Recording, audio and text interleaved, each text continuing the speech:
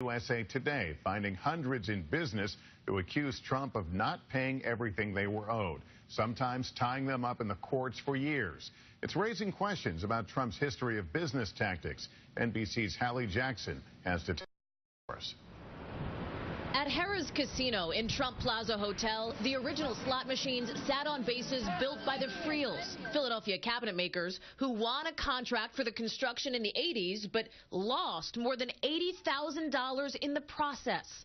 Paul Friel says they just never got paid in full. It absolutely was the beginning of the end. 5 years after finishing the work, the family business out of business. It hurt right up until the end when my father died 9 years ago. He talked about it a lot. He was not proud to have been involved with Donald Trump. Donald Trump often points to his business skills as proof he can make America great again. But a new analysis of those business dealings shows Friel's not alone. A USA Today Network special report discovering at least 60 lawsuits, plus hundreds of other liens and judgments over the last 3 decades from people who say Trump and his businesses stiffed them. Not just some of Trump's own lawyers, but a dishwasher, a plumber, waiters and bartenders. Lots of who you might call little guys. People like Michael Deal.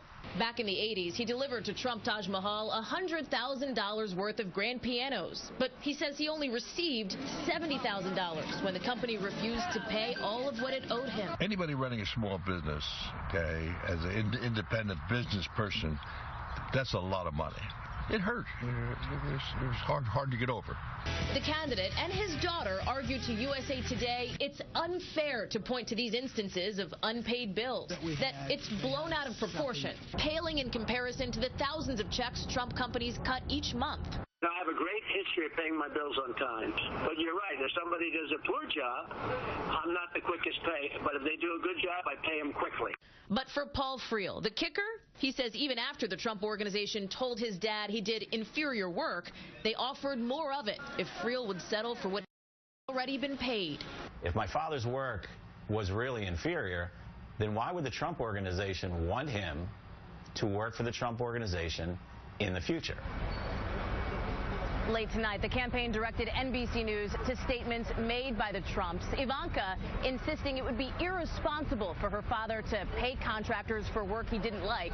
Trump himself arguing that's the kind of attitude the country should have. Lester? Hallie Jackson here in New York tonight.